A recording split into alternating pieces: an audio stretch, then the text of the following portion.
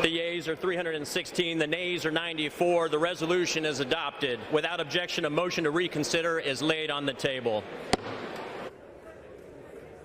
You know, sometimes when you find out the truth, I just need 60 seconds of your time to tell you something. When I was growing up, there was a series on TV called The Mr. Men. We need to add a new character, Mr. Desperate. Mike Johnson is beyond desperate. He's the sort of person that needs likes, needs retweets, all of that social media stuff that boosts his ego. The story of Mike Johnson is the story of a collaborator. Is nothing there. He is like the most insecure politician you can imagine, where he even has to bring along Elise Stefanik to butter his backside. His policies are here, there and everywhere. He says whatever he thinks he needs to get the attention of the former guys. Plays any card, has a black son. My wife Kelly and I, when we were newlyweds, we took custody of a young black kid in Baton Rouge. We were living there. Michael, he's our son. And he hates homosexuals, plays the religious card. You tell me right now, in one sentence, one word, sum up Mike Johnson. Oh, that one's easy. FOS. Do you have a better description? Sorry.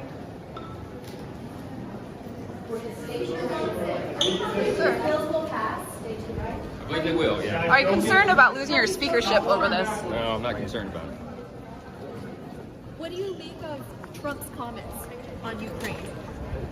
Outside the stanchions next time. Are you worried about your job? No, don't worry. I just do my job. Is it time to go and introduce blood and just put the motion to make on the floor? We'll see what happens. I'm going to do my job. I'm not deterred by threats. We're going to do the right thing and let the chips fall where they may. How important to Ukraine's world history? Stop filming. Stop filming. But guess what, Mr. Speaker? You don't get an award around here for simply doing your damn job. President Biden told us last year, 6 months ago, over 6 months ago, that this was urgent and important, that Ukraine needed us, that Putin was not going to stop, that the war against the Ukrainians was particularly vicious. Every major human rights organization in the world has told us the impact of Russia's attack against Ukraine.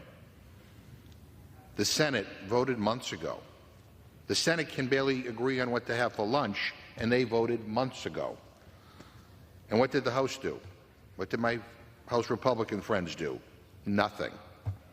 No action to help our allies. It's all delay, distract, deny, and blame Joe Biden. Now, I would just say to my colleagues, look at what MAGA extremism has gotten you. Nothing. Nothing. Not a damn thing. In fact, it has empowered Democrats at every critical juncture in this Congress. It has been Democrats who have been the ones to stand up for our country and do the right thing for the American people. Democrats ensured the U.S. didn't default on its debt last year, in case anybody forgot.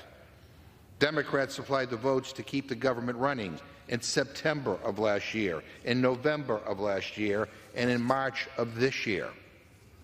Democrats supplied the votes to pass the National Defense Authorization Act. Democrats supplied the votes for the tax relief bill that passed earlier this year. Democrats have done the job that Republicans have refused to do. And again, we have different priorities, and I think based on what I've heard in this last Congress, different values. And we don't. You wouldn't normally mention Liz Cheney and that buffoon, DOPE, Johnson in the same sentence, but clearly within the Republican Party, 2024, it isn't the normal world.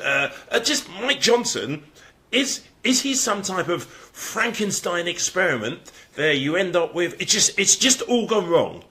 Something about this guy it's not normal. It really isn't.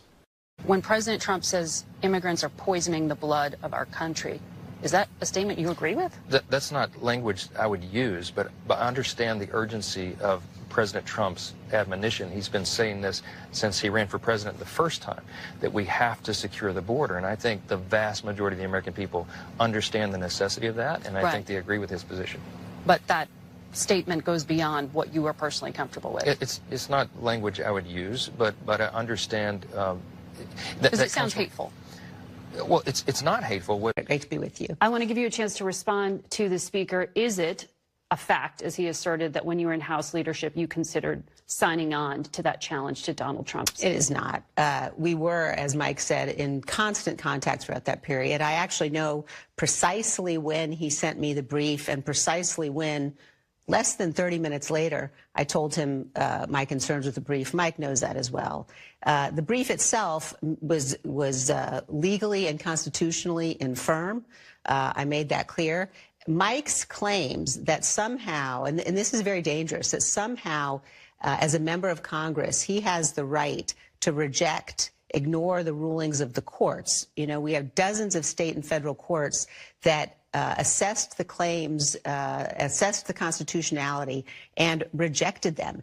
And Mike's position, which people really need to think about because it's so chilling, is that somehow as a member of Congress, he has the right to ignore the rulings of those courts, to assert, absent any finding of fact, that somehow he feels that something that happened was unconstitutional, and therefore that he can throw out the votes of millions of Americans. That's tyranny. It's not the rule of law, it's tyranny. And it's important for people to understand that, because this notion of rejecting... You're a real gentleman about this, and I know you're not trying to zing your colleagues, but it's your colleagues in your party, sir, who torpedoed this, who didn't get the facts right on what you just outlined was in that measure. They killed it. Ironically, not Democrats. Right. It was, and it was painful to be able to watch it. It got stirred up in all the presidential politics, and several of my colleagues started looking for ways. After President Trump said, don't fix anything during the presidential election, it's the single biggest issue during the election, don't resolve this, we'll resolve it next year. Quite a few of my colleagues backed up, looked for a reason to be able to shoot against it, and then walked away. I get that. That's a decision everybody makes in it. My issue is if we're pursuing everything, we very often end up with nothing. If we're pursuing someone coming later to fix it, later seems to never come. When we have a moment to fix things, we should fix as many things as we can then come back later and fix the rest. That's on Donald Trump, Senator. That, again, he's got an office that he's running for. He's got a campaign that he's running. I'm already in office. I've got a responsibility to be able to carry on this. I think everybody cares about the future of the country. President Trump has a bigger picture of a lot of other issues he's looking for. If we have a President Biden again, this never gets any better. And I think President Trump sees this as a moment that if this gets fixed, then maybe a few people don't vote, and then we have a whole host of other issues in the future. Again, he's got a task he's taken on, respectful. I've also got a task I've got to do. I've got to actually get this fixed. He's nervous. What'd you do? On Tuesday, April 4th, 2023, Donald Trump entered a Manhattan courtroom and pled not guilty to 34 crimes. Squash it.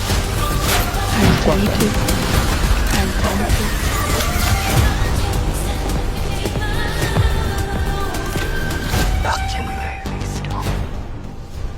You're a fucking movie star. Said tick, tick, tick.